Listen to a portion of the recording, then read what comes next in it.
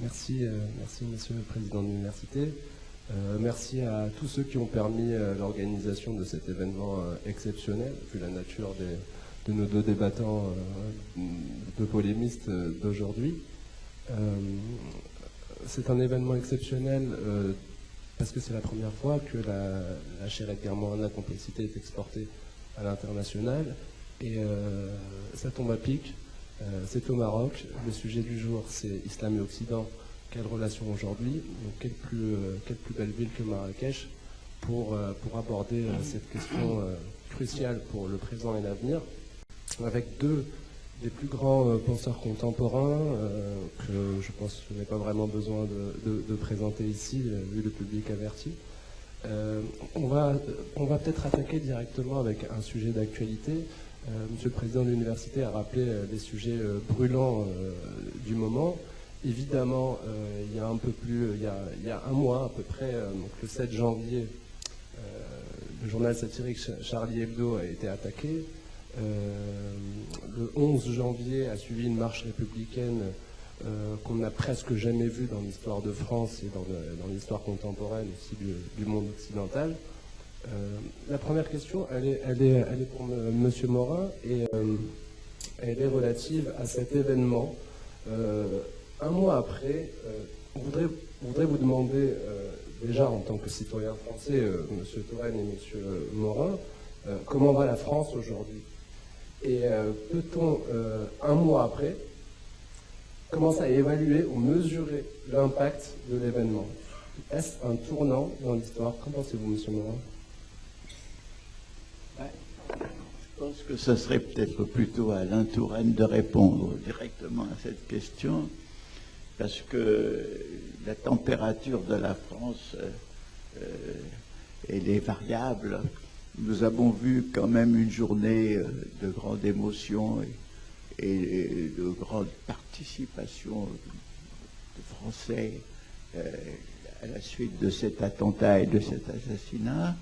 Un phénomène, disons, apparemment d'unanimité, et puis nous voyons que cette unanimité tend à se disloquer dans le cours des événements, qu'il est certain que ce climat a renforcé la position du président de la République et de son gouvernement, parce qu'il a pu assumer cette réaction nationale. Mais nous savons aussi que tous les grands problèmes politiques et sociaux, qui sont pas seulement ceux de l'économie, ceux du chômage, ceux de la politique internationale de la France, tous ces problèmes restent pendants. Et vous savez, la France, c'est un pays qui explose après des périodes de grande léthargie, qui semble de stagnation et d'endormissement, et nul ne peut prévoir ce qui va se passer, puisque nous sommes dans une conjoncture où, jusqu'à présent, la perte de substance et de confiance qui touche les grands partis, comme le Parti socialiste, comme l'UMP, c'est cette perte de ce pays qui avait auparavant une gauche extrêmement puissante, avec le communisme et avec le socialisme, ce pays qui avait donc une tradition extrêmement forte républicaine, issue de la Révolution. On sent que cette source se tarit. Vous savez, ce qu'on appelait le peuple républicain, le peuple de gauche, qui avait été éduqué dans un certain nombre de valeurs, d'ouverture à l'étranger, de solidarité internationale, de solidarité des travailleurs, de respect de l'opinion d'autrui, d'esprit critique. On sent que tout ce peuple de gauche qui avait été instruit par les instituteurs, par les enseignants, par les partis politiques, est en train de dépérir. Et que, dans le fond, il y a toujours eu de France. Il y a toujours eu de France. Il y a eu, notamment au moment de la Troisième République, à la fin du XIXe et début du XXe siècle, ces deux France se sont combattues. Un, sur le problème de la laïcité, puisque l'une a imposé à la France aristocratique, monarchiste et catholique la séparation de l'Église et de l'État, et qu'à peu près au même moment, l'affaire Dreyfus a été aussi un test pour montrer que la vérité est plus importante que la raison d'État.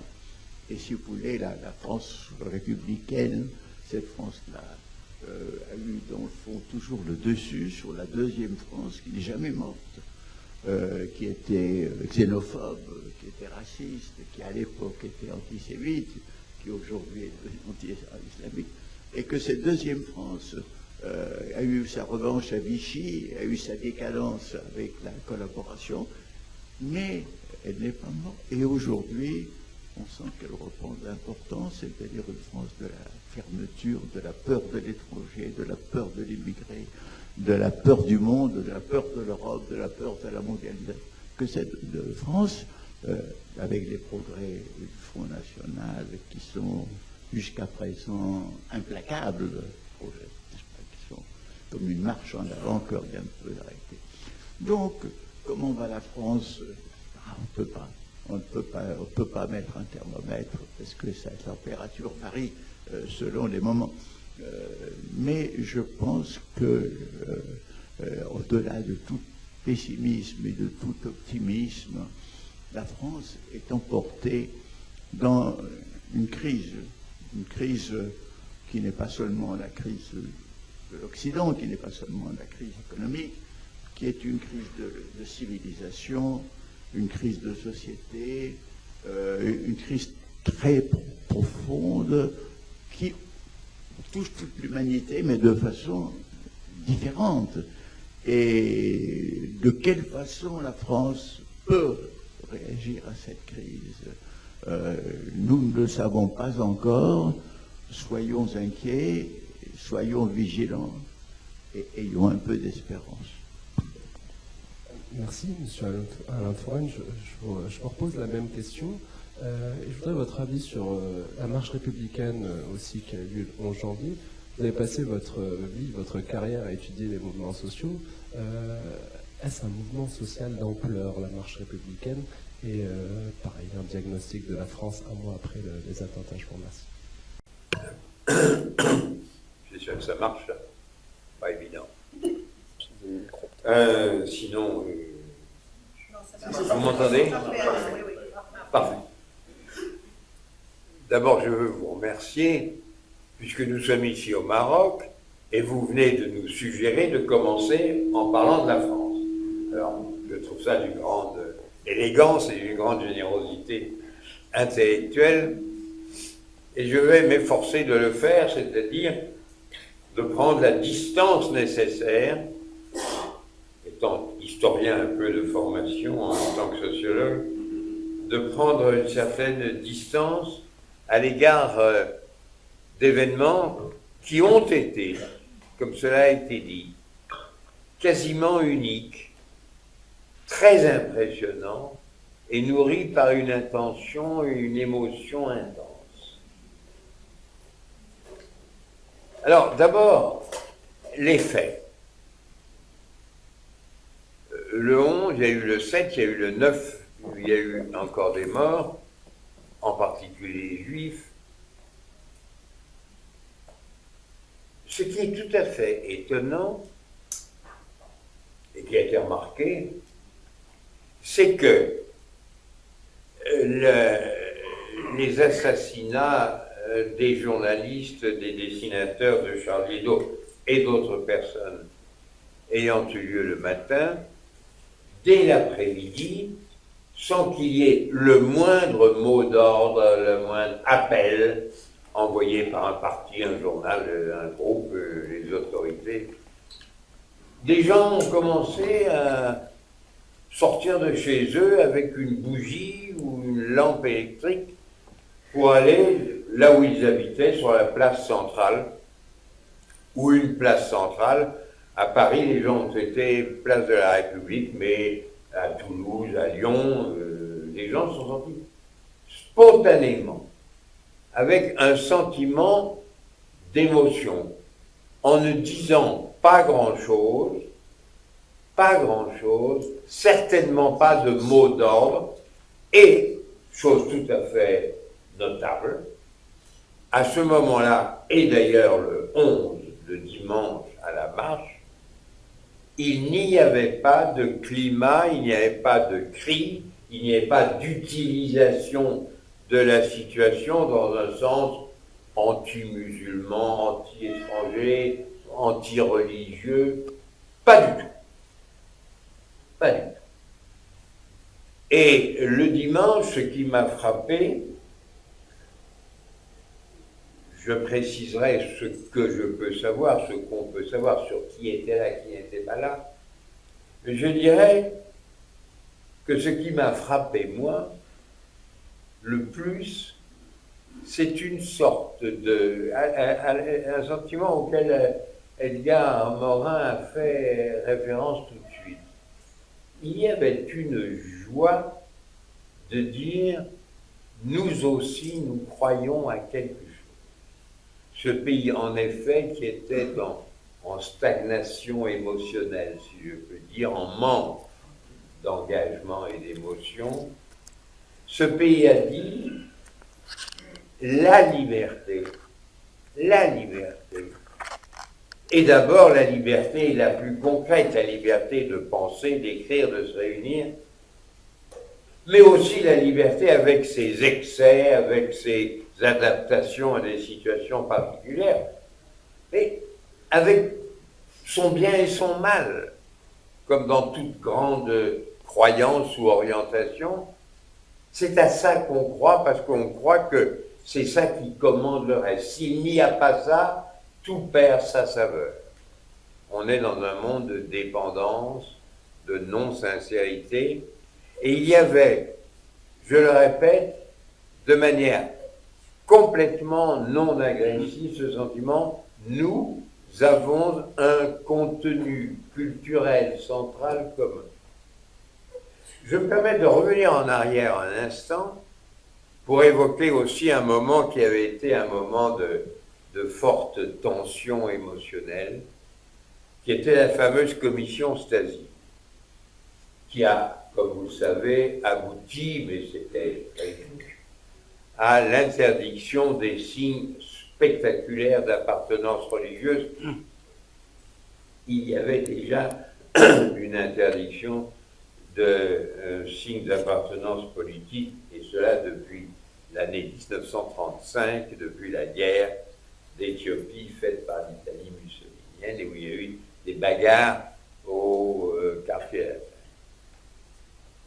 Et je tiens beaucoup, j'étais membre de la commission, et j'ai voté d'ailleurs comme tout le monde, et je veux donner le sens qui est aussi très important et de même nature. Le vote qui a été exprimé, et je peux dire en fait à un détail près, mais vraiment détail pour un membre, c'était l'unanimité. Ça voulait dire quoi? Ça voulait pas du tout dire on est contre la religion, on est des laïcs purs et durs. C'est pas ça que ça voulait dire. Ça voulait dire nous sommes français au sens de nous sommes citoyens. Nous ne sommes pas que des citoyens, nous ne sommes pas stupides, nous savons que nous avons des appartenances sociales, idéologiques, professionnelles, religieuses, tout ce que l'on voudra, mais nous pensons qu'en tant que citoyens, il est assez normal qu'il y ait au moins un lieu qui soit le symbole de la citoyenneté, ou comme aiment bien dire les Français d'un mot assez curieux, la République. Parce que ce n'est pas tellement le problème, la République, la monarchie. Bon. Mais l'idée était, quand je dis l'idée était, c'est pas moi qui le dis, c'était la lettre envoyée par le président de la République au président de la Commission, était tout à fait clair là-dessus. Et je l'ai lu bien des fois, ce texte. Et il disait, il faut qu'il y ait au moins un endroit où nous sommes là comme citoyens. Après tout, comme si vous êtes dans une église, une mosquée, une synagogue, vous êtes là en tant que chrétien, que musulman, que juif, etc. Bon, il faut bien que... Alors, étant donné l'histoire de France, il n'y avait pas beaucoup à discuter. Étant donné qu'il y avait eu un siècle et demi de bagarres qui s'étaient centrées, non sans raison, autour du thème scolaire, et que nous sortions d'un long siècle de bagarres autour des deux écoles, nous avions le texte qui venait de la présidence de la République nous disait « Nous pensons, et très explicitement, nous ne voulons pas du tout exprimer l'idée qu'il faut réduire l'expression de la diversité culturelle. » C'était dit exactement mot pour mot. Il ne laissait pas le sens que nous vous demandons de donner à cette proposition. Nous voulons qu'il y ait un endroit qui est, si je puis dire, le lieu symbolique de la citoyenneté. Nous avons beaucoup de choses qui nous différencient les uns des autres, et c'est très bien comme ça. Nous n'avons aucunement l'intention de toucher à ça.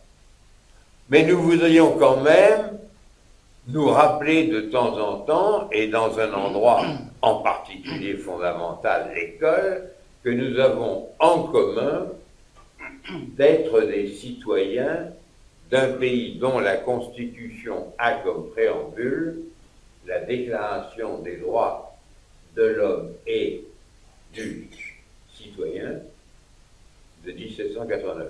On peut parfaitement, je ne serais pas éloigné d'ailleurs de cette position, on peut parfaitement dire que ce n'est pas l'essentiel aujourd'hui d'associer le citoyen à l'homme, que les droits humains fondamentaux ne sont pas forcément aujourd'hui les droits du citoyen. Il y a 100 ans d'ailleurs, il est probable qu'on aurait dit les droits du travailleur. Ou bien on pourrait dire les droits des femmes par rapport aux droits des hommes, etc. Mais j'ai trouvé, moi, tout à fait positif parce que délivré de tout contenu critique, négatif et d'exclusion, l'idée de dire nous avons en commun ce qui nous semble être fondamental pour que toutes les libertés existent. La liberté, c'est la mère des libertés. Et donc, la République se définissait, à tort ou à raison, on peut certes en discuter, mais se discutait comme ce qui reconnaît le rôle créateur, fondamental, libérateur de la liberté. Ce qui fait que, je dirais, que le thème de la liberté, je ne veux pas être en désaccord avec de grands esprits parmi les philosophes politiques, mais je dirais que d'une certaine manière, ce qui fait, dans ce fameux couple liberté-égalité, ce qui fait que la liberté est, je crois, dans les textes fondamentaux, malgré ce que ont dit certains, un peu plus fondamental que l'égalité, c'est que l'égalité, c'est une sorte de but idéal. On doit tendre vers l'égalité. Et l'égalité par elle-même ne produit pas d'autres biens. Elle est un but final. La liberté, c'est aussi le moyen d'aller vers... On peut détourner la liberté de l'égalité et en faire le... Faites ce que vous voulez, enrichissez-vous, comme disait Guizot au XIXe siècle. Mais dans ce cas-là, et c'est ainsi que les choses ont toujours été vécues en France et dans les textes, c'est ça. C'est-à-dire... Alors, j'ai senti ça exactement le 11 janvier. C'est-à-dire, les gens étaient contents. Quelquefois, ils ont chanté la Marseillaise. C'est un texte plutôt agressif, c'est un beau texte, mais plutôt agressif, mais c'est un texte de guerre. C'est le chant d'armée du Rhin de Marseille, des volontaires marseillais. Ils avaient des drapeaux de différents pays d'ailleurs. Bon, mais ce qui m'importe, et ça a été dit, et c'est ça le sens, et tout autre sens est un contresens, c'était « nous avons redécouvert, nous avons affirmé que la liberté, c'est la reine des vertus civiles. C'est la condition nécessaire de tout progrès économique, social, culturel, spirituel, tout ce que vous voulez. » Voilà, c'était absolument essentiel. Et j'ai senti chez les Français qui étaient en manque, qui sont encore en manque de conviction, de croyance, d'objectifs, de mouvement, de conscience de progrès et d'obstacles à surmonter. J'ai eu le sentiment qu'il y avait cette profonde satisfaction et sans aucune espèce d'agressivité contre qui que ce soit. J'ajoute seulement que le 11 n'est pas venu seulement après le 7, mais aussi après le 9, qui a donné un ton différent. En particulier parce que le vendredi, il y a eu parmi les morts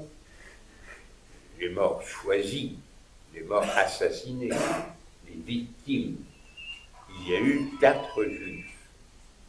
Et par conséquent, il y avait là un acte d'agression caractérisé, je ne sais pas s'il faut dire racisme, mais d'hostilité, d'exclusion, de haine, de tout ce que l'on voudra. Indiscutablement, le 11 portait, en plus de ce que je viens de dire, et qui est l'essentiel, parce que ça a été quand même le 7 Et pour que les choses soient bien claires, il y avait 4 millions de gens dans les rues. Il y avait 60 000 abonnés à Charlie Hebdo. Personnellement, je n'ai jamais lu Charlie Hebdo. Personnellement, je n'aime pas du tout les caricatures religieuses de Charlie Hebdo. On peut avoir une opinion différente de la mienne, je ne le conteste pas. Je pense qu'il y a beaucoup de gens comme moi qui pensent que cet anticléricalisme date plutôt de 1860 ou 1880 et que je n'ai pas du tout envie. Et je vais même vous dire pourquoi, parce que je trouve que j'ai des liens personnels, familiaux assez forts avec un petit pays qui est très loin d'ici, qui est le Chili, et que face au général Pinochet, j'ai rencontré comme adversaires fondamentaux de la dictature, non pas par exemple des francs-maçons, parce que Pinochet est à moitié franc-maçon, mais le cardinal Silva, ce qu'on appelle la Vicaria de la Soledad. Et il y a eu des prêtres français, catholiques, allemands, espagnols, américains, qui sont venus combattre. Autrement dit, l'idée aujourd'hui de dire la religion c'est la réaction, non, non, ne disons pas des bêtises comme ça, on ne peut pas discuter sur des bases aussi stupides. Il y a de la réaction, il y a de la persécution, il y a de la violence, il y a de la croyance, il y a de la générosité, il y a de la foi. Ne jetons pas l'enfant avec l'eau du bain. Donc, je dirais, le sentiment, je termine, oui. Le sentiment français n'était pas du tout dirigé contre qui que ce soit. Et ça, vous pouvez enregistrer ce qui a été dit dans la rue à ce moment-là.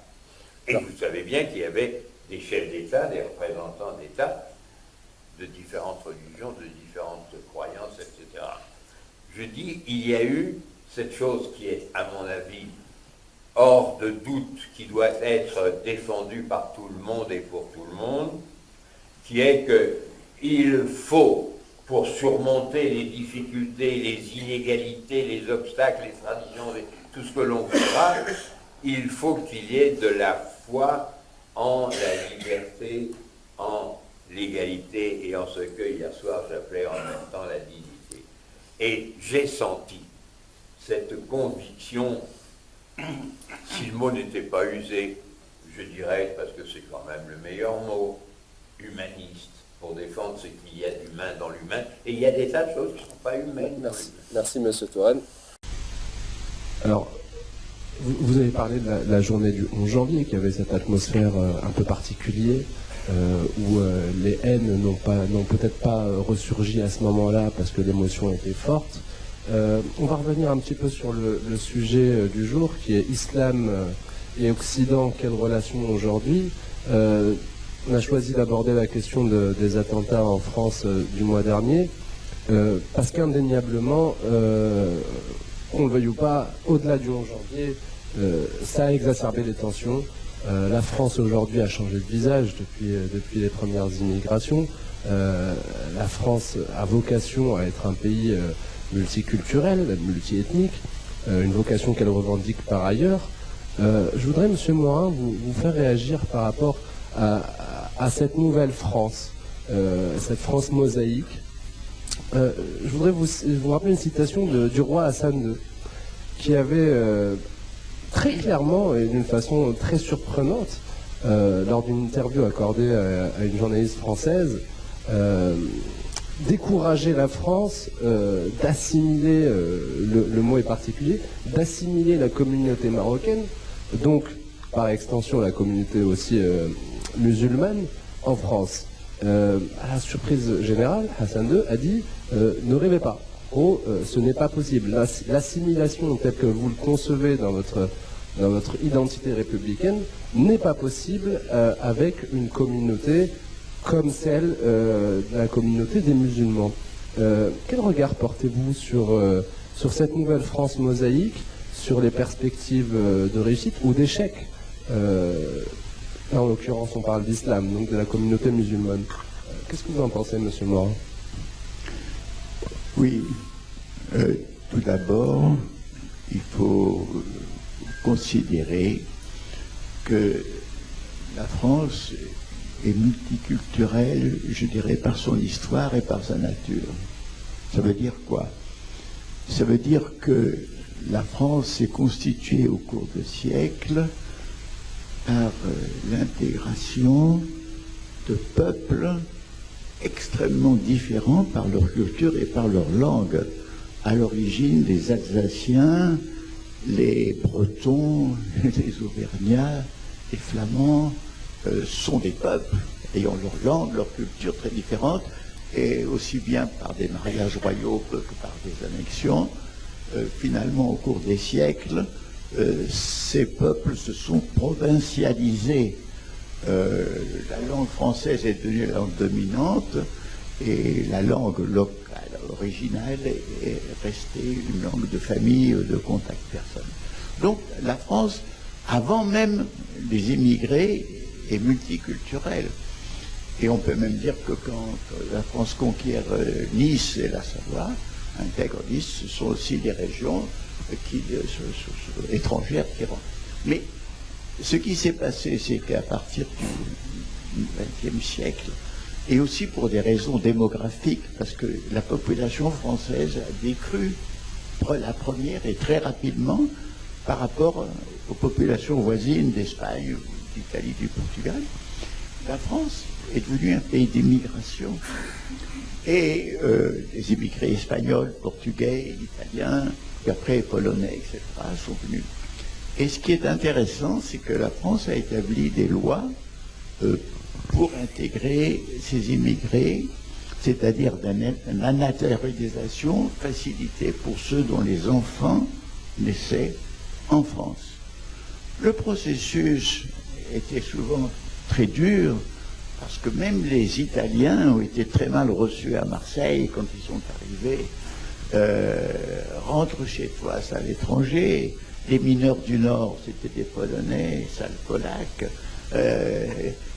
Mais ce qui est intéressant, c'est que en 2 générations, 3 générations, le processus s'accomplissait finalement par des mariages mixtes. Et la France est très très composite. Et on peut même dire que beaucoup de ceux qui étaient arrivés avec l'armée islamique au moment de la grande conquête et qui ont arrivé jusqu'à Poitiers, certains sont restés, et la marque en est restée. Il y a ceux qui s'appellent Sarrasins dans la région Poitevine, et tous ceux qui s'appellent Morins en Catalogne ou en Provence, n'est-ce pas? C'est-à-dire pour marquer leur origine. Alors, donc, si vous voulez, moi je défends la thèse que la France est un pays multiculturel. Pas seulement parce qu'il y a des étrangers immigrés et de plus en plus exotiques, venant d'Asie, vietnamiens, venant d'Afrique subsaharienne, noire, bien entendu, grosse émigration maghrébine, mais qu'il y a eu donc ce processus avec des problèmes particuliers pour ceux qui sont d'origine maghrébine. Quels sont les problèmes particuliers? Le premier problème, c'est que ce sont des pays qui sont luttés pour leur décolonisation, et les souvenirs, par exemple, de la guerre d'Algérie sont très durs. Ils sont très durs, évidemment, pour ceux qui ont subi cette guerre pour les Algériens. Ils sont très amers pour les pieds noirs qui ont dû quitter l'Algérie.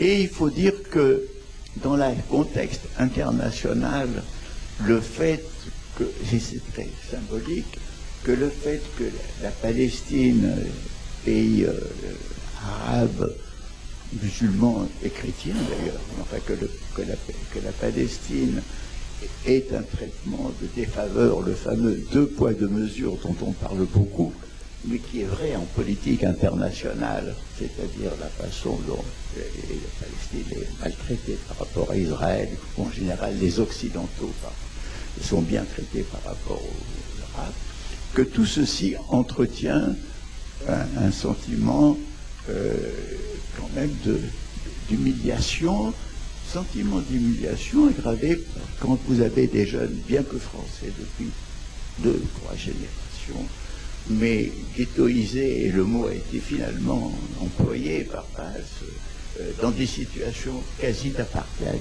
le mot a été employé par Valls, dans des conditions de désintégration familiale, souvent de chômage des parents et de chômage des jeunes, de rejet, parce qu'il y a aussi le rejet, les contrôles faciès faits par la police, et comme vous avez des bandes de jeunes qui en partie, comme souvent les adolescents, vivent d'une économie de la délinquance, du vol ou de la drogue, vous avez donc à ce moment-là une aggravation de la situation. Et en gros, l'idée c'est que beaucoup ne se sentent pas vraiment reconnus comme français. Et c'est pour ça qu'une minorité se dit, puisqu'on ne peut pas être des bons français, au moins soyons de bons musulmans. Et ils ont l'illusion, quand des mentors en prison ou ailleurs leur ont dit être un bon musulman, c'est un djihadiste, un combattant, et une partie de ceux-ci ont l'illusion, et ils trouvent finalement pour eux la rédemption et l'absolu. Alors, là aussi, je pense qu'on appelle terroriste, oui, mais c'est un mot qui a beaucoup servi dans des cas très différents et que nous avons bien connu en Europe. On a bien connu en Europe parce qu'il y a eu les brigades rouges, les brigades noires en Italie, il y a eu la bande Bader. Et moi, j'ai connu personnellement de ces garçons, de ces filles, une fois qu'ils ont quitté l'univers halluciné du fanatique. Il faut dire que le fanatique vit dans un monde entièrement clos, où aucun argument, aucune manifestation du rêve le touche, il est enfermé dans sa logique. Et c'est tragique. Alors, à un moment donné, parfois une fenêtre s'ouvre et il se libère et redevient quelqu'un de tout à fait normal. Moi, j'en connais en Italie qui sont devenus des garçons, des hommes paisibles. J'ai connu un garçon qui était la bande Bader, qui a aussi vomi sa période terroriste. Là, donc nous connaissons la différence. S'il y a une différence, c'est pas tellement le fanatisme, c'est que quand il y a une certaine foi religieuse et une promesse d'un martyr qui ouvrira les portes d'un paradis merveilleux, c'est ça qui fait une différence. Mais là, encore, ça n'a rien d'absolument nouveau, puisque pendant la Deuxième Guerre mondiale, il y a eu des kamikazes, c'est-à-dire, c'était pas du tout pour le paradis, mais par identification à l'empereur, à leur État, se sacrifier leur vie pour couler des bateaux américains. Donc, si vous voulez, ce phénomène, c'est vrai, il n'est pas né dans le monde islamique, il s'est développé, bien entendu, mais nous connaissons sa psychologie, sa sociologie, etc. Mais c'est un fait tout à fait minoritaire. Et bien que c'est un fait tout à fait minoritaire, il est devenu en quelque sorte un catalyseur. Pourquoi nous faisons une réunion ici qui s'appelle l'Occident et l'Islam? Bon, l'Occident est une notion géographique, la limite culturelle, l'Islam est une notion religieuse. Et avant on disait, ah, il y a l'Est et l'Ouest. On disait, ben, après, il y a le Nord et le Sud. Et puis, bien sûr, on continue à parler du Nord et du Sud, mais brusquement, et avant on parlait des Arabes, mais on ne parlait même pas des Marocains, Algériens, Tunisiens, les Arabes. Enfin, on oubliait les Berbères, si vous voulez. Enfin, c'était une... Mais on les appelle des musulmans, d'ailleurs. La politique de Sarkozy a contribué à ce qu'ils se soient définis par la religion et non par la nation, ou non par l'ethnie. Donc, si vous voulez, il y a une sorte de chose bizarre. L'Occident, qui ne se définit pas par une religion, par une ethnie, définit les autres. Mais c'est bizarre, mais c'est ainsi que c'est vécu. Donc, si vous voulez, le problème n'est pas artificiel, le problème est réel. Et je voudrais dire le mot quand même, historiquement, pour rendre moins étranger à la conscience occidentale le phénomène islamique. Bon, je ne vais pas faire un cours d'histoire, mais très rapide. Il faut se souvenir que l'islam est une religion d'origine judéo-chrétienne. Sa source, c'est la secte des chrétiens, des judéo-chrétiens de Jérusalem, chassés de Jérusalem, ils sont allés en Arabie, et donc c'est la source. Bon. Autrement dit, c'est une religion encore plus proche du christianisme que le judaïsme, puisque Jésus est intégré comme prophète dans l'islam.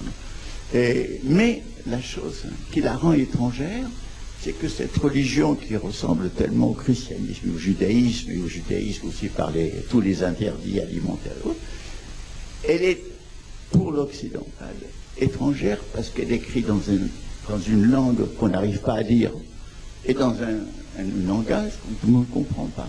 Je dirais que c'est la langue arabe qui fait qu'on oublie que l'islam est un des troncs de ces trois religions monothéistes. Ça, c'est une première chose. Il y a une deuxième chose qui relève de l'oubli, c'est que il est évident qu'il y a eu dans l'histoire de l'islam des conquêtes, des guerres, des atrocités, mais pas seulement. Et on oublie aussi que, encore jusqu'au XVe siècle, le monde occidental chrétien était d'une violence encore, c'est Régis Debray qui l'avait remarqué, encore plus grande que celle du Daesh. C'était la croisade contre les Albigeois a été un véritable massacre, et son chef, quand il disait massacrer tout le monde, Dieu reconnaîtra les tiens, c'est une phrase qui est restée dans l'histoire. L'Inquisition, les bûchers où on brûlait les hérétiques, ou soi-disant hérétiques, ou soi-disant sorciers, il y a eu la violence des croisades, il y a eu donc, et il faut songer que encore au XVIIIe siècle, le chevalier de la Barre à Paris était condamné à mort parce qu'il avait refusé de se découvrir devant une procession religieuse. Donc, si vous voulez, on oublie le passif de terrible intolérance du christianisme. On oublie aussi qu'il y a eu entre catholiques et protestants des violences du même type que celles entre chiites et sunnites. Tout ça, évidemment, parce qu'on est arrivé à un monde pacifié du point de vue religieux au terme. Alain le rappelait de cette histoire de la laïcité, au terme, si vous voulez, d'une fondation, d'une séparation entre l'Église et de l'État, d'une grande lutte politique issue d'un grand courant venu de la Révolution.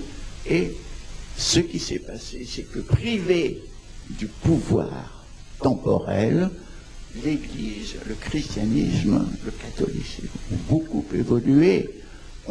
Et donc, dès les premières années du XXe siècle, il y avait le christianisme social, il y a eu les chrétiens dans la résistance, il y a eu tout ça. Donc, si vous voulez, on vit dans un rapport avec la religion, et surtout que nous sommes dans une zone culturelle et géographique où la religion ne prend pas du poil de la bête, comme on dit, comme aux États-Unis, où l'évangélisme est devenu très virulent. On est dans une société où il y a beaucoup plus les besoins de spiritualité, où les besoins d'absolu vont se chercher dans le bouddhisme, différentes sectes, et y compris la conversion de l'islam, parce qu'il y a des jeunes d'origine chrétienne qui se convertissent. Donc, on est dans une sorte d'un sentiment de la différence totale, alors que dans l'histoire, finalement, on se rend compte qu'il n'y a pas ce fossé radical. Et alors le problème aujourd'hui est de penser ce que tout le monde, ce que l'on répète beaucoup, mais qui n'entre pas dans toute le cervelle, c'est qu'effectivement, entre les concepts de djihadisme, d'intégrisme, d'islamiste, d'islamisant, de mahométan, etc., il y a des sauts très différents, une pluralité, comme il y a aussi dans les différentes façons d'être religieux dans le chrétien, et quelles sont les structures mentales qui malheureusement dominent quand on pense les problèmes politiques et sociaux et humains, c'est les structures de la réduction. On réduit une communauté à ce qu'elle a de plus violent, à ce qu'elle a de pire, et qui est en même temps le plus manifeste.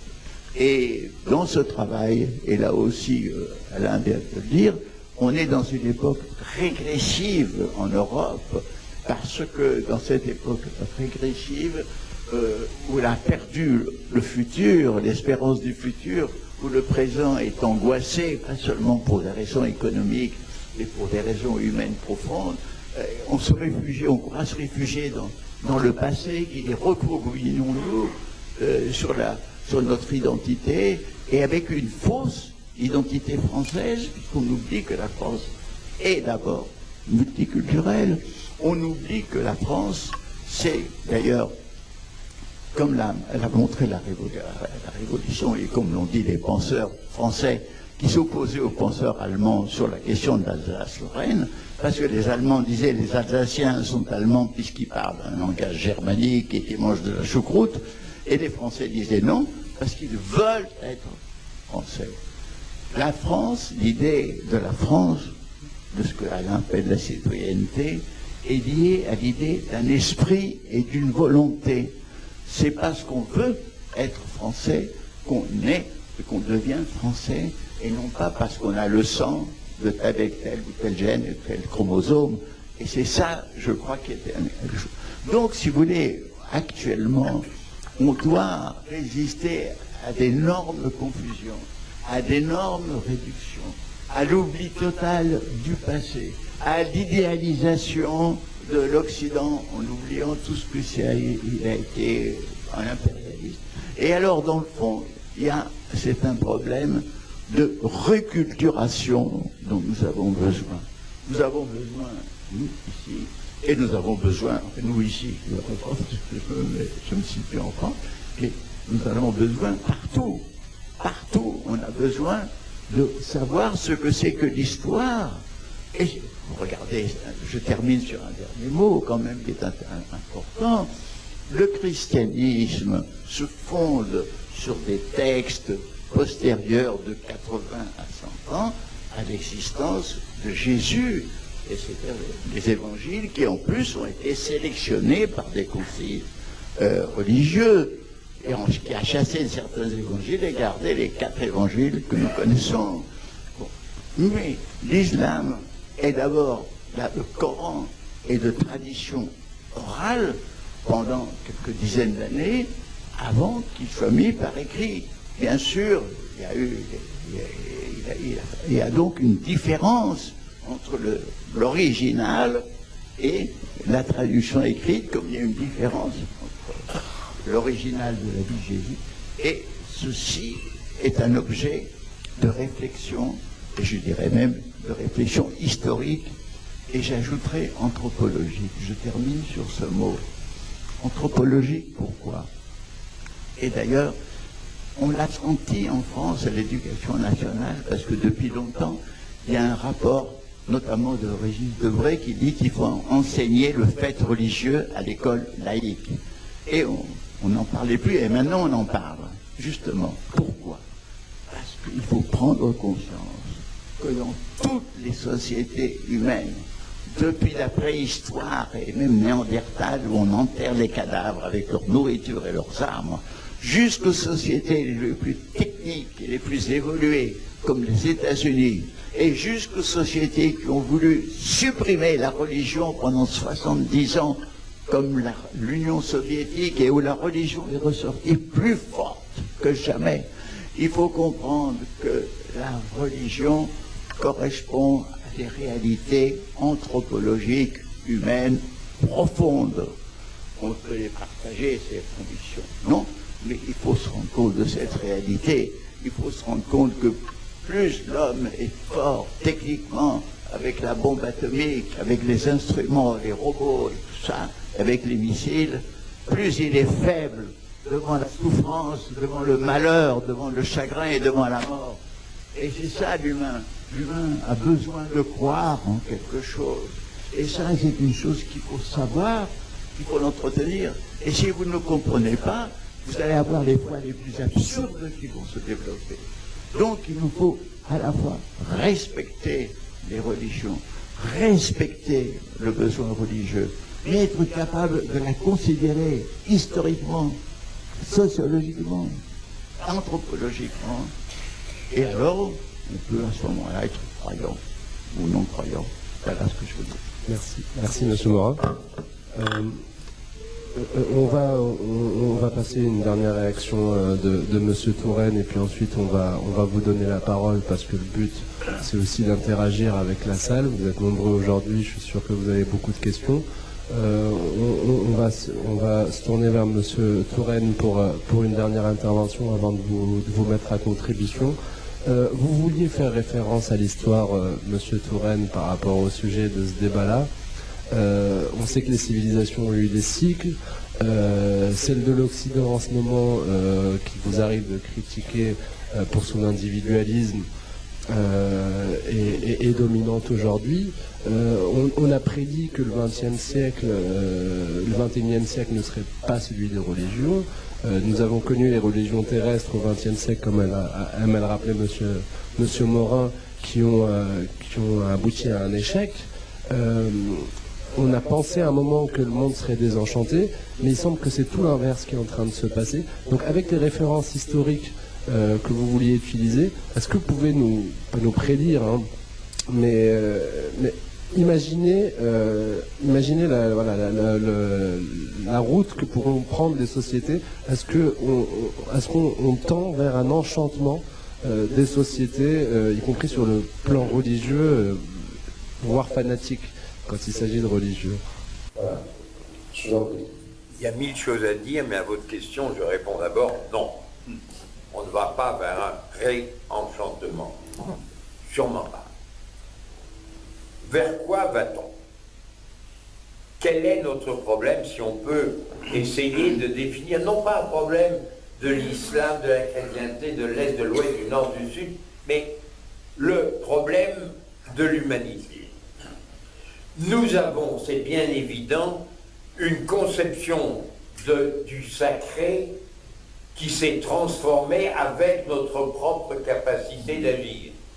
Les gens qui peuvent bouleverser le monde en bien et en mal ne peuvent pas avoir la même vision de l'au-delà, du sacré, de ce qui fait sens, de la même manière que le paysan qui refait les mêmes gestes de génération en génération avec des technologies très limitées.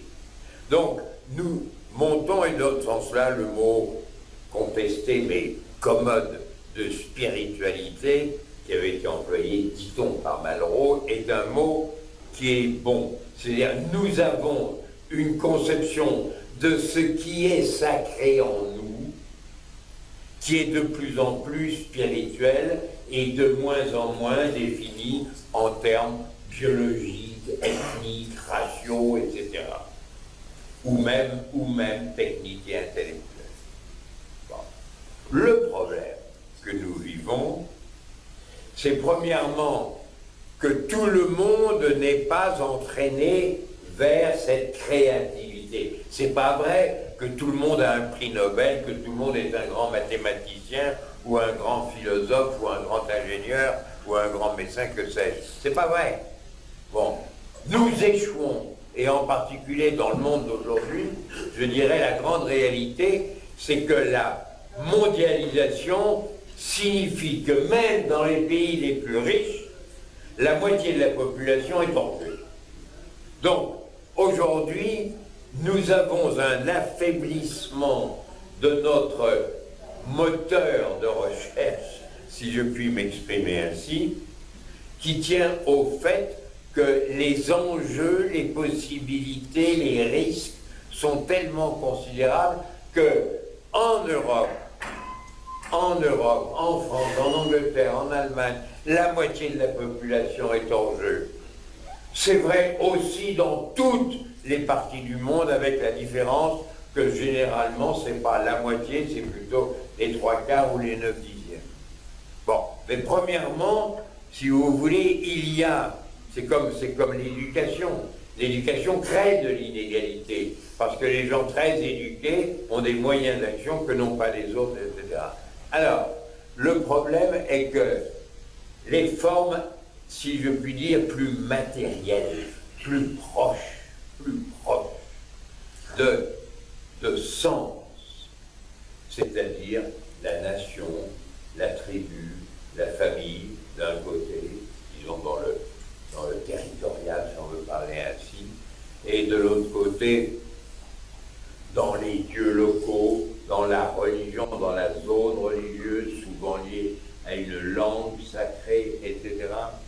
Bon, tout ça doit perdre de son importance par rapport à des formes plus spirituelles, mais en même temps, tout cela est indispensable, surtout en fonction de ce côté négatif des choses que je viens de rappeler, qui est le caractère massif de l'échec, de la pauvreté, de l'inégalité, de l'injustice, de la répression, des destructions de la nature, de l'humanité, de populations particulières, etc. Et donc, notre problème, c'est comment devons-nous combiner cette force motrice qui doit être de plus en plus spirituelle. C'est pourquoi je le rappelais, ce qui m'avait touché chez ces petits Français l'autre jour, c'est que eux, on leur dit, il n'y a rien, occupez-vous de demain, occupez-vous de votre ticket de métro et de votre panier de la ménagère. Et tout d'un coup, on se met à leur parler de liberté. Ils sont émus et ça leur permet d'être plus ouverts. Si vous ne croyez pas, si vous n'avez pas des assurances du côté d'un sacré, qui peut être chez un Dieu, qui peut être chez les hommes, qui peut être dans une religion, qui peut être dans une nation, qui peut être dans la science, qui peut être dans l'avenir, qui peut être dans la loi, qui a été mis un peu partout, si je puis dire. On a sacralisé autour de nous, en montant de plus en plus vers l'abstrait, vers le spirituel. Mais si vous n'avez pas cette assurance-là, vous devenez méfiant et vous défendez. Si je ne peux pas défendre ce que je crois parce que je crois à rien, au moins je vais défendre ce que j'ai, parce que c'est ce que j'ai et c'est comme ça. Je préfère les gens qui parlent comme moi, qui mangent comme moi, etc. Voilà. Aujourd'hui, nous sommes dans un monde d'échecs et par conséquent dans un monde de rejet. La grande réaction qui domine le monde aujourd'hui, c'est le rejet.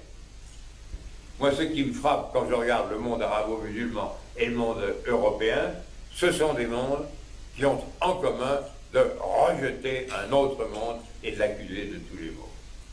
Les Européens du Nord et du Sud disent c'est la faute des étrangers s'il y a une crise économique, ce qui est un langage magique. Et de l'autre côté, on dit c'est la faute des colonisateurs, même s'ils n'ont jamais été colonisateurs, ou même s'ils ne le sont plus depuis très longtemps, mais on dit ils sont autres, et il y a le pire de tout, qui est le rejet, même pas d'un Dieu haut, de l'altérité, de la couleur des cheveux, de la langue parlée, de la manière de manger, de la manière d'organiser la vie familiale, la reproduction, tout ce qu'on voudra. Bon, aujourd'hui, nous sommes menacés par une formidable vague de fermeture parce qu'on ne croit plus à la vie. Il n'y a plus de sacré, y compris de sacré scientifique et rationnel. Les lumières se sont éteintes. Elles ont été détruites. Elles ont été, pendant tout le XXe siècle, détruites par des totalitarismes à droite et à gauche, de tous les côtés dans le monde. Et alors, on vit un énorme mouvement de régression. Je le vois partout. Le hasard des choses fait que je me suis intéressé depuis très longtemps, un peu sérieusement, au mouvement féministe ou au mouvement dit de libération des femmes.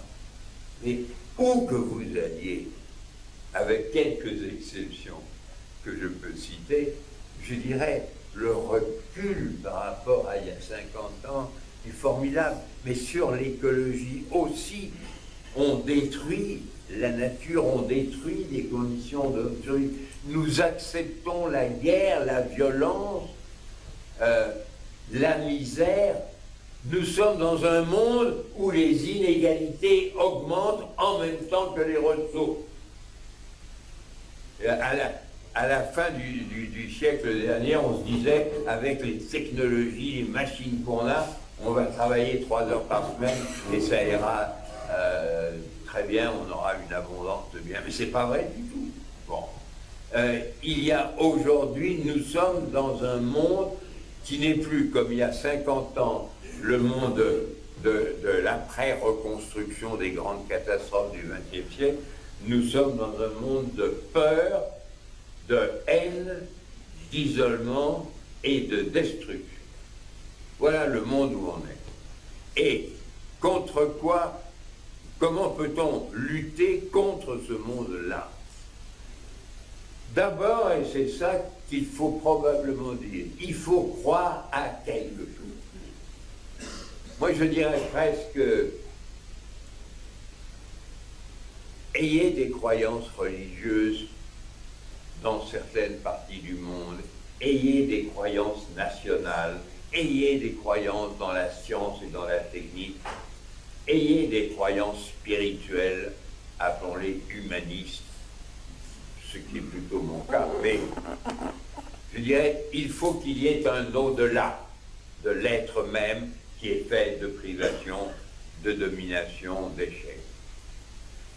Mais essayez de le faire,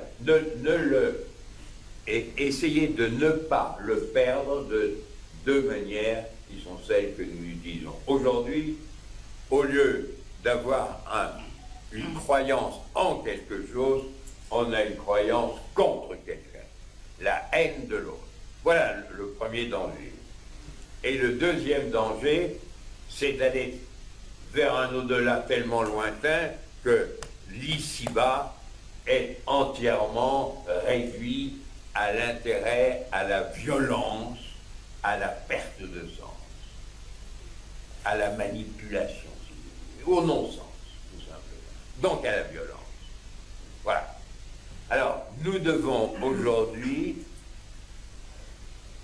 croire que l'homme est un être de sens.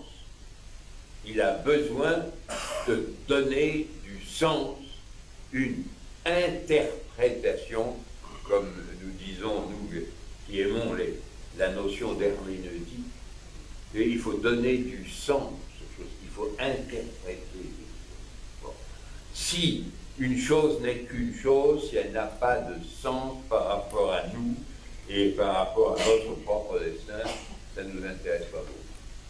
Et deuxièmement, il faut essayer de faire pénétrer cet espace et ce temps du sens et de l'interprétation dans la vie économique, dans la vie politique, dans la vie religieuse. Car qu'est-ce que c'est que la vie religieuse? C'est bien souvent pas du tout religieux. Bien souvent, c'est de la politique. Bien souvent, c'est des églises. Bien souvent, ce sont des luttes interreligieuses. Les guerres entre catholiques et protestants, c'est des guerres entre catholiques et protestants, ou c'est des guerres à l'intérieur de l'Allemagne entre les États qui avaient des princes protestants et ceux qui avaient des princes catholiques, et de jusqu'où avait pénétré la réforme de Luther. Bon, mais c'est vrai dans l'ensemble du monde, comme les luttes entre staliniens et trotskistes, ou maoïstes et autres, etc. Donc, nous devons, premièrement, ne pas procéder par exclusion, ne pas procéder par élimination et destruction, refus de l'autre. Ceci est fondamental. Je dirais, dans un monde où il y a tant de catastrophes, il faut d'abord refuser l'attitude de la catastrophe voulue, aimée, chérie, pratiquée. Il faut d'abord reconnaître le droit à donner un sens, le droit à créer un sens, le droit à la parole.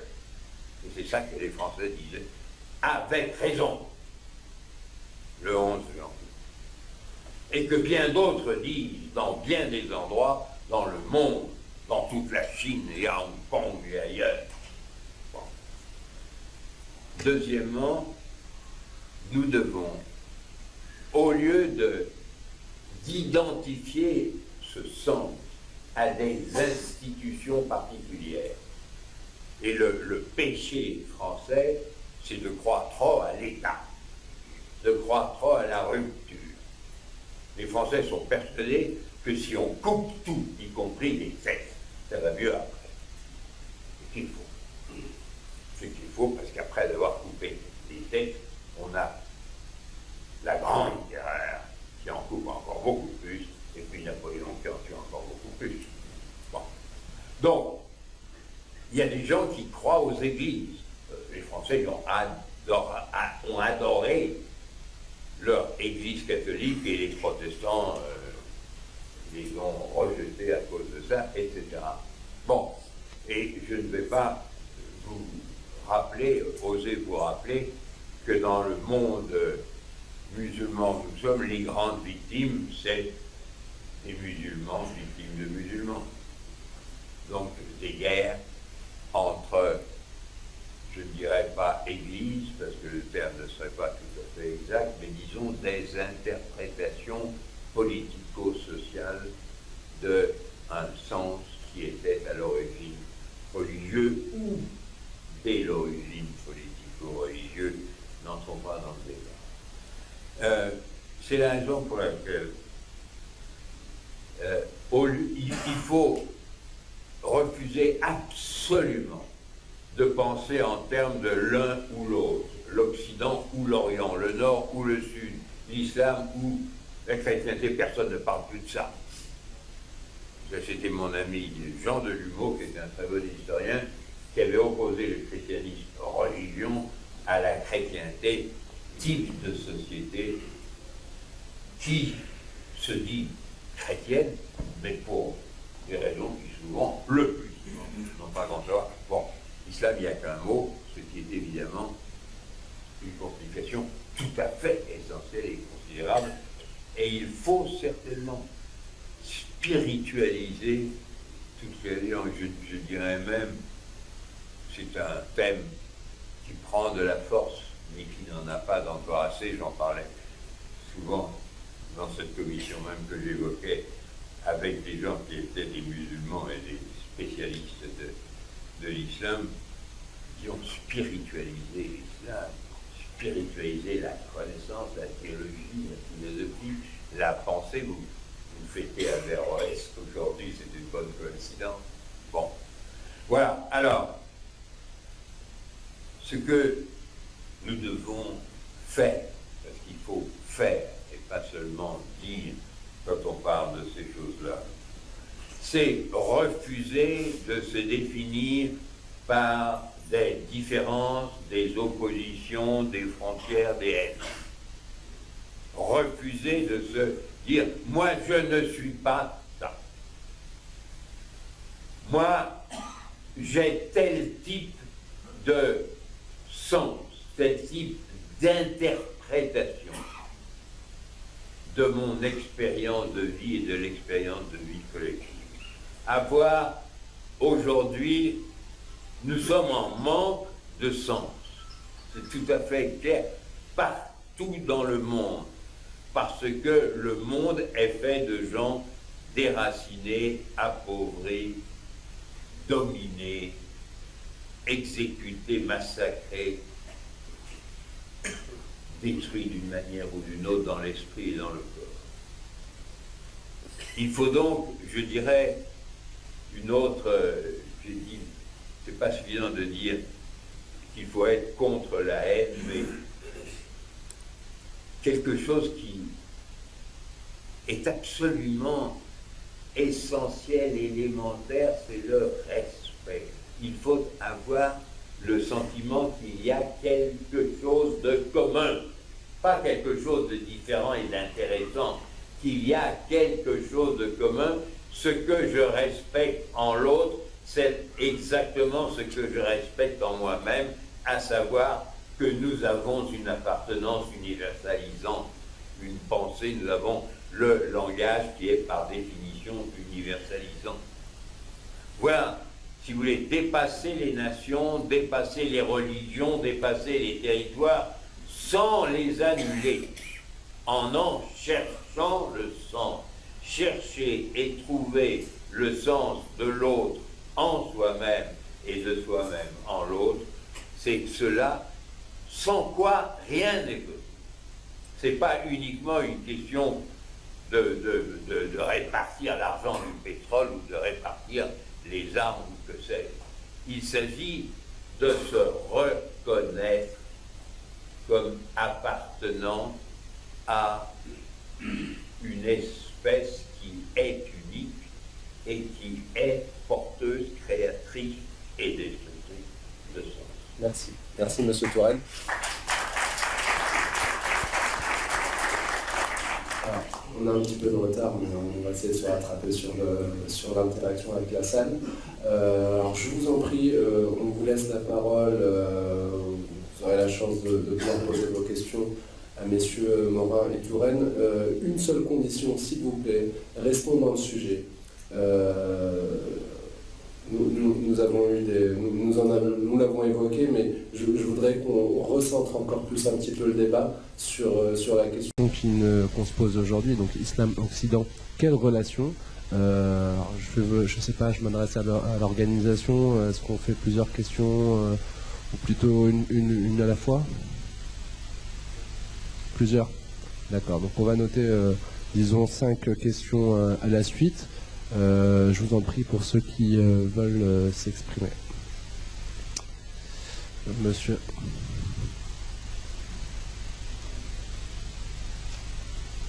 Bonjour, Hassan Habib, doyen de la faculté des sciences de Marrakech. Je m'exprime parce que, pour vous demander, par rapport à ce sujet, il y avait la théorie, on a parlé, les deux penseurs se sont exprimés, mais il y avait comme cas d'étude des événements en France. Moi, en tant que Marocain, et je suis je peux dire, fier de ma marocanité parce que nous avons comme des valeurs de notre patrimoine immatériel l'ouverture et la tolérance. L'ouverture et la tolérance, deux valeurs qui ont accompagné, à mon sens, les diverses révolutions des rois et du peuple marocain. Depuis Sidi Mohamed Ben Abdallah, passant par Sidi Mohamed Ben Youssef, Hassan II, et nous sommes à l'ère de Sa Majesté Mohamed VI. Et ce qui a fait aujourd'hui, et c'est là où j'aimerais vous demander votre regard, si vous confirmez ou pas, l'exception marocaine. L'exception marocaine au niveau. On parle même aujourd'hui de l'islam au Maroc. Des prêtres, des imams, je veux dire, qui viennent de l'Afrique et d'autres pays pour se former au Maroc. On arrive à cette conclusion. Est-ce que il y a réellement cette exception marocaine au niveau des relations islam et Occident? Et est-ce que réellement ces deux valeurs d'ouverture et de tolérance font cette exception? Je vous remercie. Merci beaucoup. On va passer à une prochaine question. Mademoiselle, vous deviez lever les mains. Bonjour. Aujourd'hui, nous assistons à la montée des extrémismes, à la montée de la méfiance interreligieuse, interethnique et entre les classes sociales. Ce qui enterre jour après jour un idéal devenu utopique de coexistence. Mais est-ce que selon vous, ce vivre ensemble qui se retrouve malmené par un manichéisme et un réductionnisme, comme Edgar Morin l'a énoncé dans son livre Le chemin de l'espérance avec Stéphane Hessel, vivre ensemble est-il plus le fruit d'une insurrection commune de personnes issues d'une sensibilisation accrue au vivre ensemble, d'une sensibilisation à l'importance du vivre ensemble, d'une connaissance de ce qu'il est de politiques qui sont mises en œuvre, comme on peut le voir en Palestine, où les traités de paix se succèdent, qui promettent un avenir radieux aux populations, et ces propositions sont belles sur le papier, mais en fait, elles ne mènent à rien. Donc, ma deuxième question est, comment pensez-vous que les autorités représentatives du culte musulman peuvent s'imposer afin de véhiculer une autre image, une image autre que celle erronée qui est véhiculée par Daesh, Boko Haram ou autre Al-Qaïda? Merci.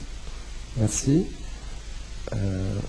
Monsieur au milieu, je vous prierai de ne poser qu'une question à la fois, puisqu'on en a déjà pas mal. Donc ça sera une question à la fois. Voilà, monsieur.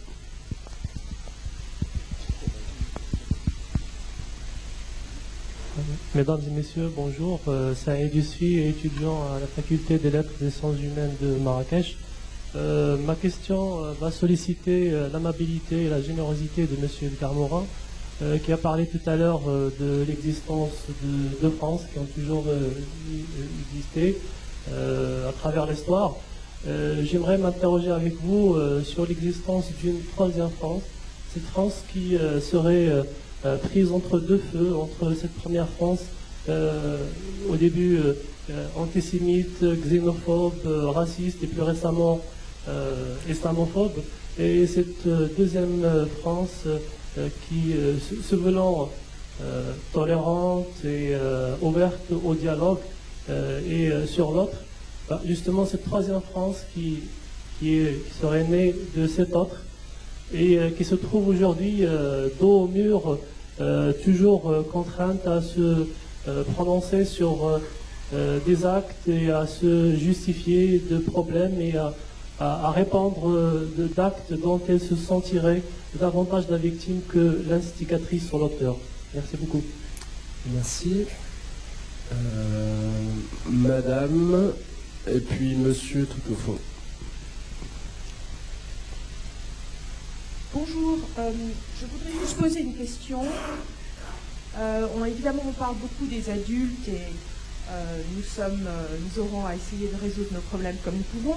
Mais par rapport à l'éducation et aux enfants, il est évident qu'il y a une certaine crispation autour d'une identité qui s'agglutinent autour de la religion actuellement, mais est-ce qu'on ne pourrait pas envisager que la voie serait que dans l'éducation, dans l'école laïque, l'éducation civique traditionnelle qu'on a pu connaître soit remplacée par l'histoire des religions? Parce que si les enfants apprenaient depuis le plus jeune âge à respecter les autres religions, comme d'ailleurs dans l'éducation en Angleterre, il y a l'histoire des religions qui s'appelle études religieuses, et ça n'a rien à voir ni au catéchisme ou à une éducation islamique, c'est simplement apprendre la diversité des religions des autres et les respecter. Je me demande si dans l'éducation française, on ne pourrait pas introduire dès le plus jeune âge l'histoire des religions, et peut-être que ce serait une porte vers plus de tolérance. Merci. J'avais dit monsieur au fond, et puis on s'arrêtera à celle-ci pour le moment.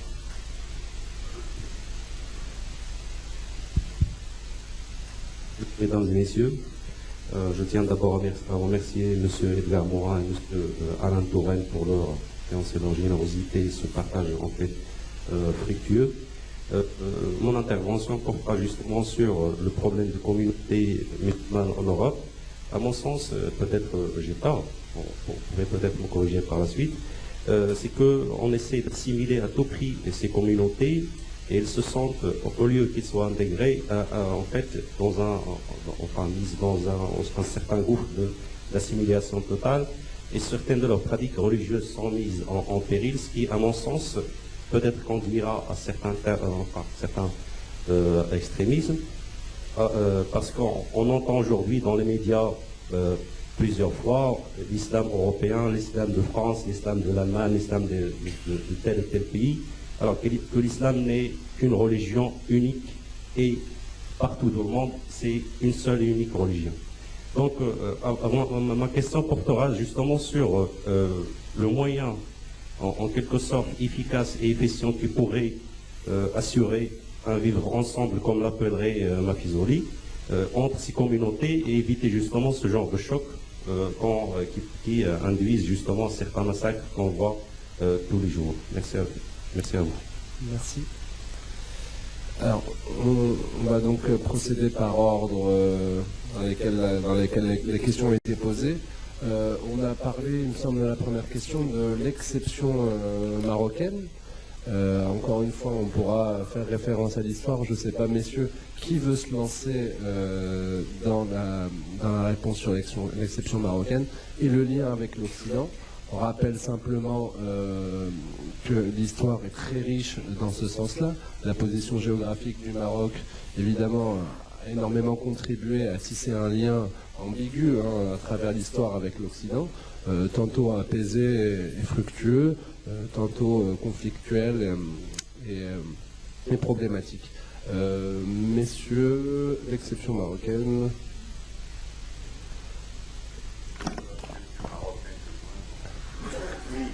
Non, mais je pense qu'elle est très explicable par l'histoire. Bon, tout d'abord, il faut penser que le Maroc est le seul pays du Maghreb qui n'a pas été colonisé par l'Empire ottoman. C'est-à-dire, c'est une nation ancienne qui s'est maintenue dans son indépendance. D'autre part, c'est une nation qui, dans sa période andalouse, a pratiqué cette tolérance du reste que aussi bien les Ottomans ont appliqué, qui est propre à l'islam, à l'égard de ce qu'on appelle les autres religions du livre, c'est-à-dire judaïsme et christianisme. Donc, si vous voulez, il y a cette expérience historique de cohabitation avec les juifs, avec les chrétiens, qui a duré des siècles en Andalousie, et qui s'est retrouvée en plus dans le monde notamment berbère du Maroc. Ensuite, je pense que c'est la tradition de la monarchie, et notamment du roi Mohamed V, qui à l'époque, ou même Vichy, voulait demander au Maroc d'appliquer ses lois raciales anti-juives.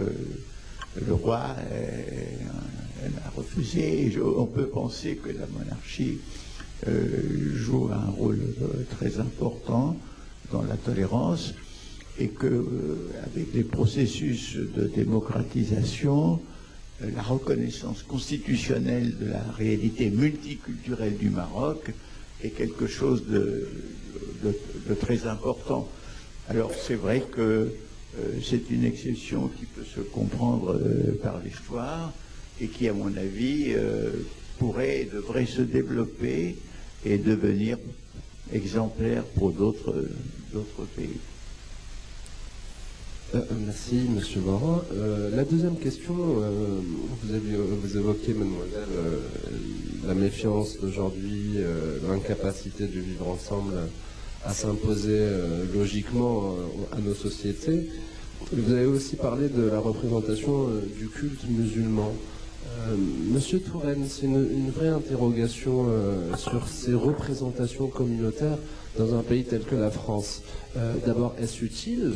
Et quel rôle pour une représentation communautaire pour un pays qui essaye ou qui a une politique qui a plutôt tendance à vouloir gommer les communautés? Qu'est-ce que vous en pensez? D'abord, non. La France a été un pays gallicant, c'est-à-dire qui voulait insister sur le pouvoir du roi par rapport au pouvoir du pape. La France n'est pas le premier pays, c'est évidemment l'Allemagne. Bon, dès le phénomène de laïcisation, de sécularisation du pouvoir, c'est dès le XIIe siècle en Allemagne. Puis ensuite en France, c'est seulement à la fin du XIIIe siècle avec Philippe le Bel, et en Angleterre, ça sera seulement avec Henri VIII au XVIe siècle. Mais disons, l'ensemble du monde occidental, même dans le cas américain, qui est un pays pétri de religion, mais qui est une république laïque.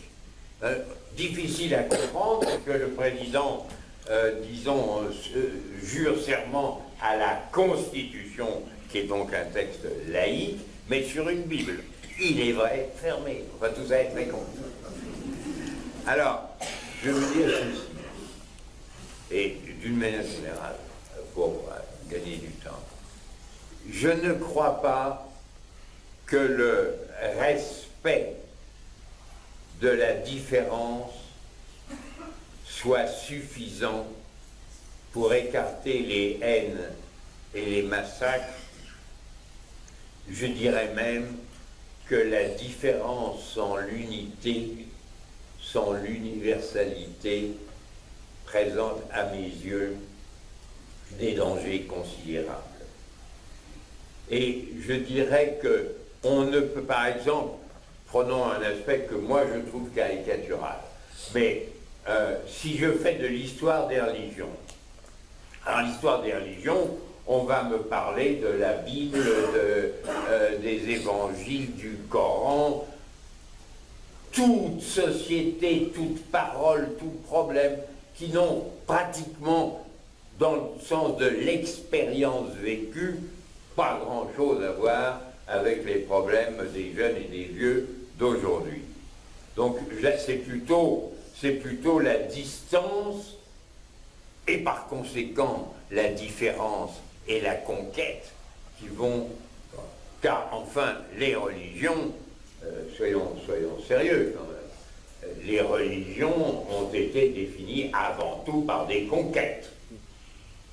Dans un sens, dans l'autre, mais la religion qui n'est pas conquérante, qui ne cherche pas à convertir, qui ne croit pas à son universalisme concret d'Église et d'armes et de pratiques et de régimes et de lois, tout ça est très...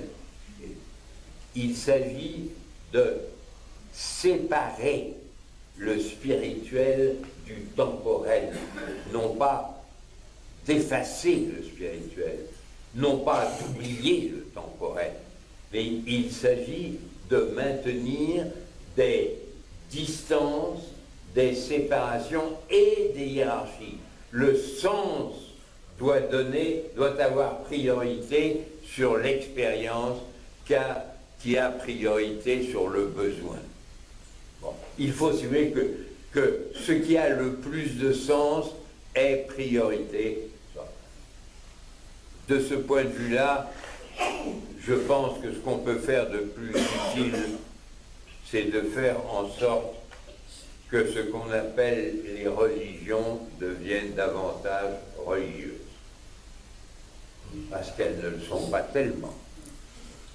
Elles ne le sont pas tellement. Il y a des rites, il y a des appartenances, il y a des signes d'appartenance et de rejet, et la pensée, de ce point de vue-là, le monde du christianisme qui a été d'une extrême richesse, le monde juif aussi, le monde islamique aussi, ce sont les mondes religieux, sont des mondes qui sont en perte de sens.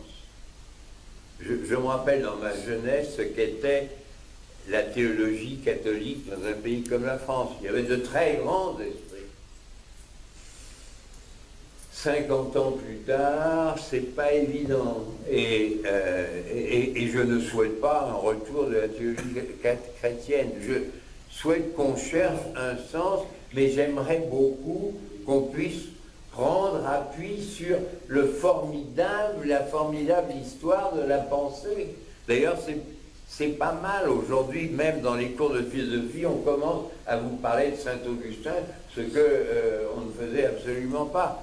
Et je souhaite qu'on nous parle de grands esprits qui viennent des traditions juives ou de la Kabbale ou du monde islamique ou du monde bouddhiste, évidemment, et voire même du monde confucianiste qui est plus éloigné de nos préoccupations spirituelles.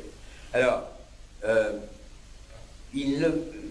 les solutions qui reposent sur le respect de la différence, qui crée de la distance, qui crée de la frontière, qui crée du rejet, c'est quelque chose qui doit être une composante. Mais sans l'appel à l'universalisme, alors là-dessus, moi je suis homme des Lumières 110%. 110%, les 90% qui feraient 200%, c'est réintroduire dans la lumière des Lumières l'épaisseur des expériences vécues, des sens, des interprétations, des histoires, des cultures, de tout ce que l'on voit. Bon, nourrir tout ça, descendre jusqu'au vécu le plus élémentaire, et même s'il le faut, le plus rituel, mais en dernier lieu. C'est pourquoi, aujourd'hui, tout ce qui est, j'allais dire, répond, puisque ça a été mentionné. Moi, je dirais franchement que la réponse anglaise m'inquiète plus qu'elle ne me rassure. Et ce n'est pas par hasard que London Eastern, et ce n'est pas par hasard que c'est à Londres que tous les attentats ont été préparés, y compris en France. Bon, je veux dire par là, ce n'est pas en se niant soi-même dans son propre universalisme qu'on développe l'universalisme des autres. Je veux au contraire qu'on recherche de l'universalisme partout et en commençant par soi-même. Ce qui est tout à fait essentiel et encore plus pour les enfants. Ce qui est dangereux, c'est la nationalisation de la religion. Ce qui est dangereux, oui, je dirais, franchement, c'est le gallicanisme. Tel que nous l'avons beaucoup vécu, en particulier au XVIIe siècle en France, avec des côtés positifs, si on veut, mais qui ont politisé. Je ne crois pas qu'il faille politiser la religion, je crois au contraire qu'il faut redonner une supériorité de sens aux religieux par rapport aux politiques, qui doit l'avoir par rapport à l'économie, qui doit l'avoir par rapport aux coutumes. Voilà. Voilà, donc dépolitiser la religion. Non, quand je dis dépolitiser, je veux dire qu'il faut que la raison d'être du religieux soit dans un ordre qui est au-dessus de l'ordre politique, qui est lui-même au-dessus de l'ordre social, qui est lui-même au-dessus de l'ordre économique, qui est lui-même au-dessus de l'ordre de la culture. Entendu, merci. La prochaine question parle d'une troisième France qui serait prise entre deux feux. Elle vous est adressée, Monsieur Morin. Je voudrais la lier à la quatrième qui fait référence à l'éducation et à l'enseignement de l'histoire des religions. Est-ce qu'il faut passer par cette réforme dans l'éducation laïque, pour, disons, avoir une nouvelle approche pour que les enfants et les futures générations aient une nouvelle sensibilité par rapport à la religion d'autrui? Oui, d'ailleurs, je l'avais indiqué tout à l'heure, je pense qu'il faut introduire l'enseignement des religions, pas seulement l'histoire, mais aussi, je dirais, ce que j'ai appelé la nature anthropologique de la religion, c'est-à-dire les aspirations ou les besoins humains ou les craintes humaines, enfin tout ce quoi elles répondent, parce qu'elles répondent à des choses très profondes des humains.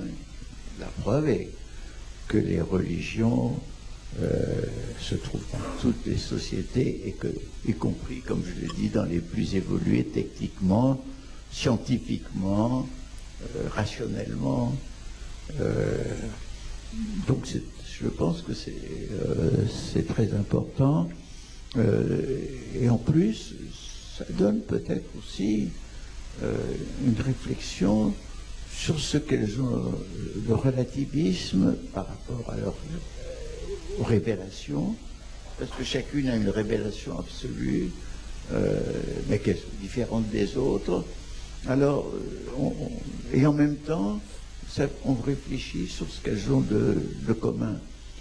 Du reste, nous avons tout le temps parlé ici même toujours des mêmes religions monothéistes qui sont issues du même tronc, mais il faut penser que l'importance de l'hindouisme, l'importance du bouddhisme, l'importance même des religions des petits peuples indigènes.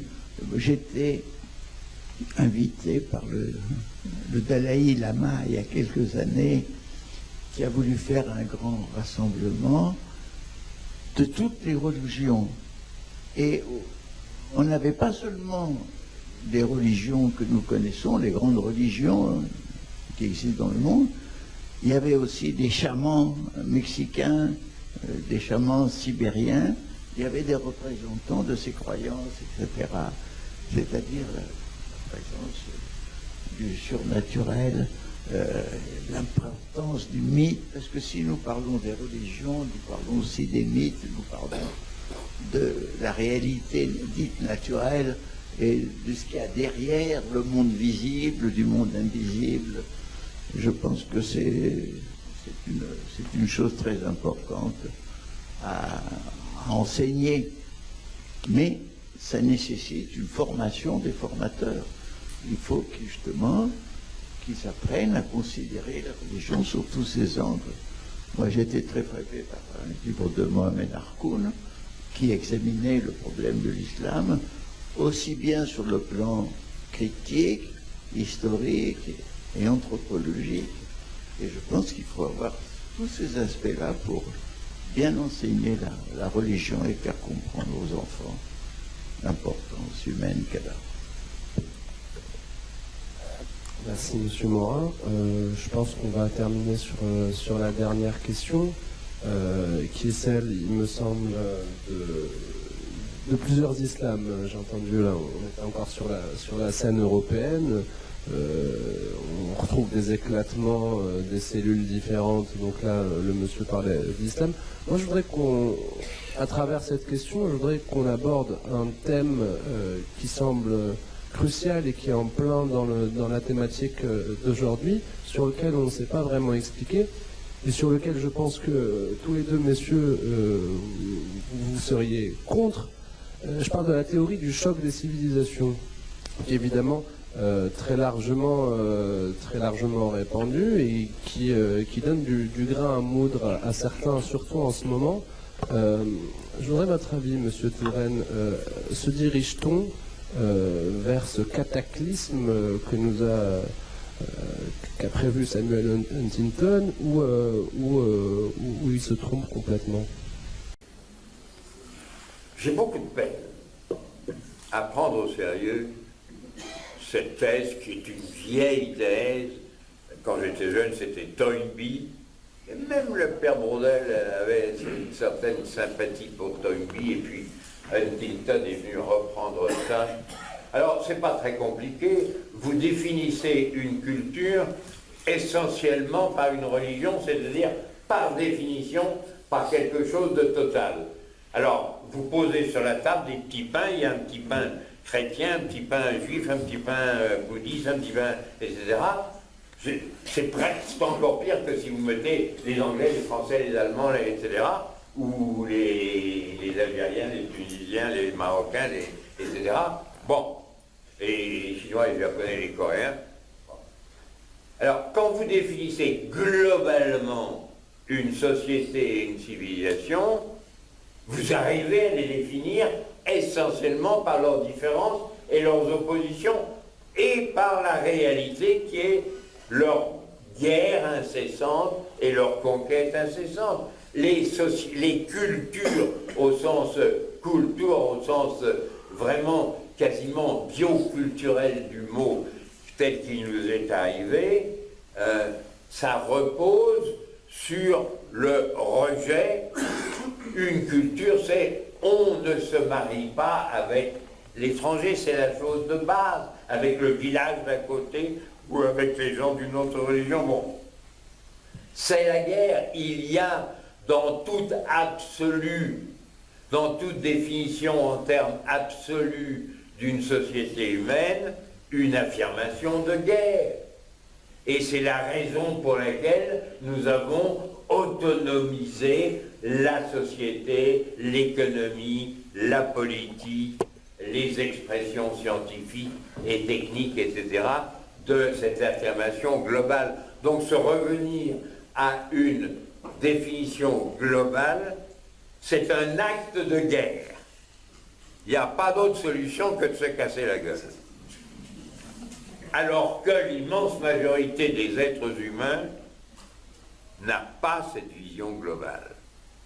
N'a pas cette vision globale. Et vous savez bien que la grande majorité des gens qu'on appelle chrétiens, qu'on appelle musulmans, etc., ont des connaissances non globales, généralement locales ou rituelles, ou de tradition familiale, etc. Heureusement, je dirais, s'il n'y avait que des docteurs de l'Église dans toutes les églises du monde, le monde serait un champ de bataille de théologiens. Ce qu'il a été, et ce qu'il est encore, ou ce qu'il tend à redevenir. Et je voudrais insister sur quelque chose que j'ai dit tout à l'heure, mais qui pour moi est un peu obsessionnel. Nous sommes en période d'échec. La mondialisation signifie que même dans les pays les mieux placés, les gagnants, il y a une moitié de perdants. Et que dans les pays perdants, il y a 9/10 de perdants. Donc au total, il y a plus de perdants que de gagnants. Et que c'est aujourd'hui, je le disais hier à propos du monde arabe, c'est-à-dire que quand la modernisation a été relativement réussie, je prenais l'exemple peu contestable de Nasser en Égypte.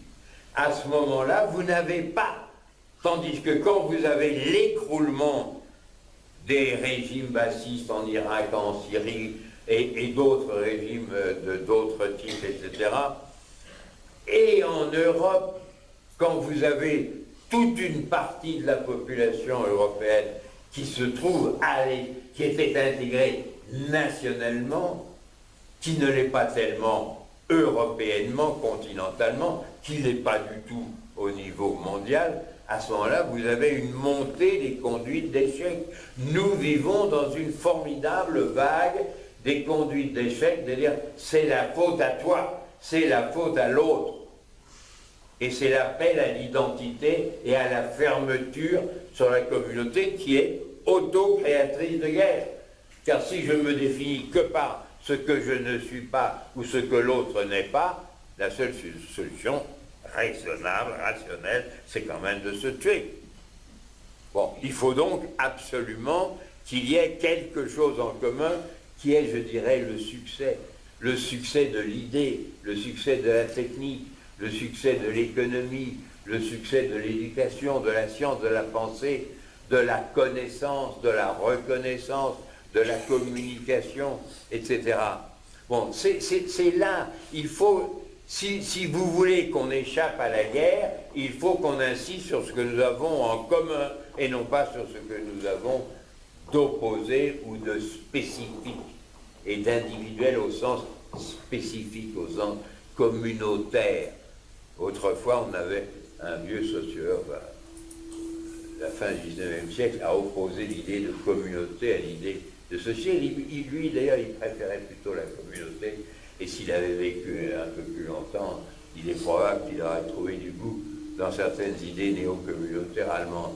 Mais aujourd'hui, il faut insister sur ce qui est encore plus social, qui est au-delà du social, c'est ça que je défends moi, ne pas se rapprocher du communautaire, s'en éloigner encore plus, et s'éloigner même du social, pour aller vers le spirituel, l'humain, le langage, la communication, etc.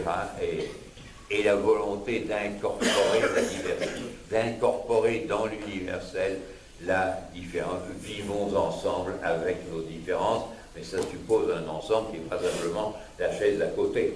Parce qu'on peut se casser la figure avec le type assis sur la chaise d'à côté.